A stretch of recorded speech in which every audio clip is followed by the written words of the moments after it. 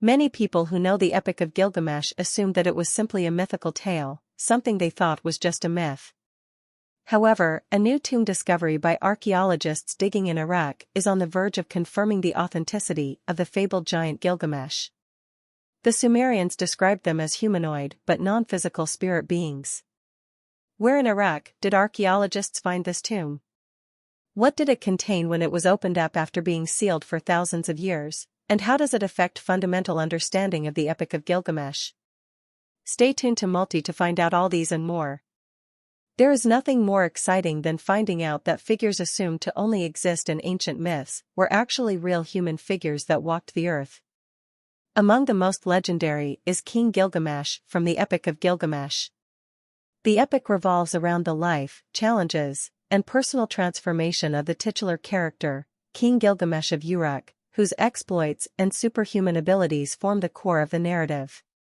Gilgamesh is described as being 2/3 god and 1/3 human, giving him unparalleled strength and capabilities, with a physical stature that dwarfs others and a beauty that rivals the gods. His divine lineage marks him as someone special, but with such power comes arrogance. Gilgamesh's early reign is characterized by his tyrannical behavior, exhausting his subjects with endless building projects and asserting his rights over newlywed brides, causing distress and anguish among his people. In response to the pleas of the people of Uruk, the gods craft a wild man named Enkidu from clay, designed to be Gilgamesh's equal in strength. Enkidu's initial role is to distract the king and prevent him from causing further harm. However, after a dramatic wrestling match that ends in a draw, Gilgamesh and Enkidu incredibly become close friends.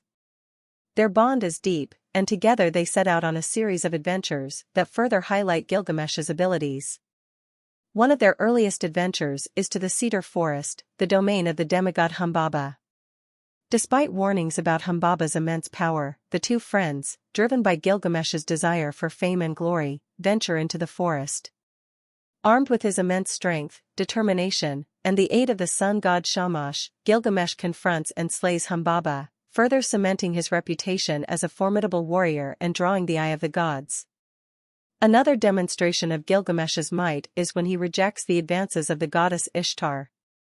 Infuriated by this refusal, Ishtar sends the bull of heaven to destroy Uruk.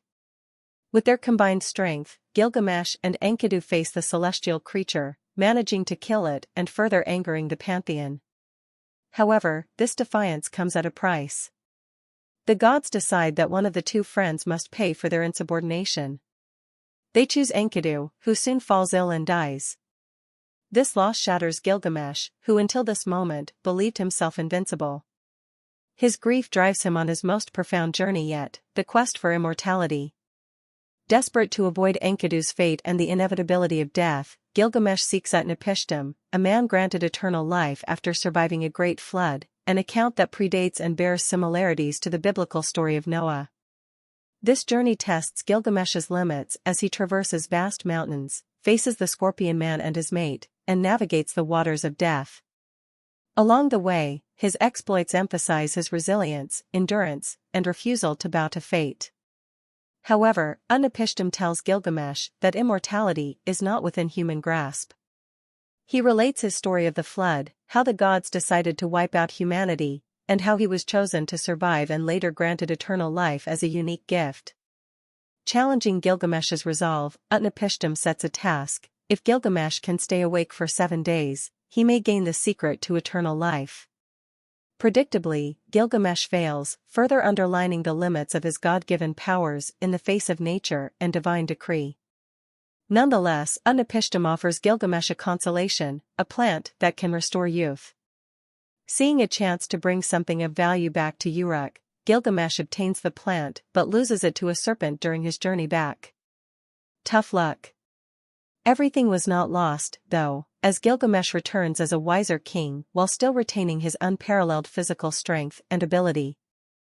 For many centuries, researchers and historians tried hard to unveil the Epic of Gilgamesh to prove he was a real historical figure. However, it took the effort of one man, Austen Henry Layard, in the 19th century to really get things started. Layard's excavations in the ancient city of Nineveh, which commenced in 1849, were groundbreaking.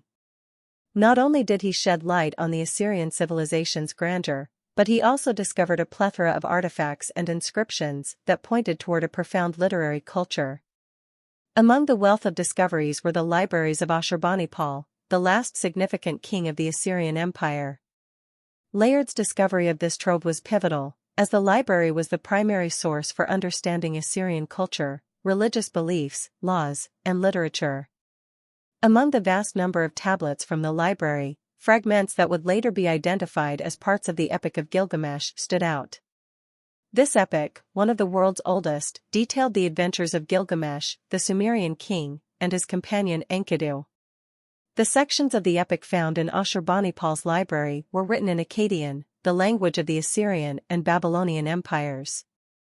The tablets weren't complete copies, but rather segments. Notable among these was the flood narrative, which bore striking similarities to the biblical tale of Noah's Arkansas.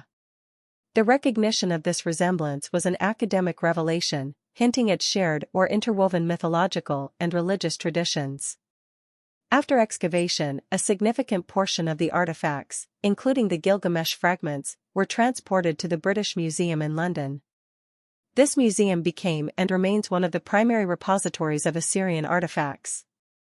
The significance of these discoveries led to a renewed interest in Mesopotamian archaeology, with other expeditions being launched in the subsequent years by various nations, each seeking to uncover more about the cradle of civilization. The British Museum played a crucial role. The tablets underwent further examination, preservation efforts, and displays. They continue to be a primary attraction for visitors interested in ancient civilizations. The museum has also been instrumental in furthering research on these artifacts.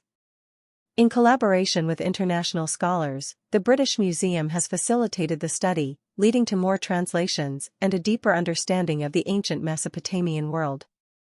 The Epic of Gilgamesh, pieced together from the fragments Layard discovered and subsequent finds from other expeditions, has been translated into numerous languages and holds an esteemed place in world literature. But beyond its literary value, the epic offers profound insights into topics like friendship, the human fear of death, and the quest for meaning and immortality, hot topics any day. Layard's untimely death in 1894 halted his direct contributions to the field. However, his discoveries in Nineveh laid a robust foundation for the academic study of the ancient Near East. The artifacts he unearthed, especially those related to the Epic of Gilgamesh, not only unveiled a world that had been buried for millennia but also created bridges of understanding across time, revealing the shared human experiences that transcend ages.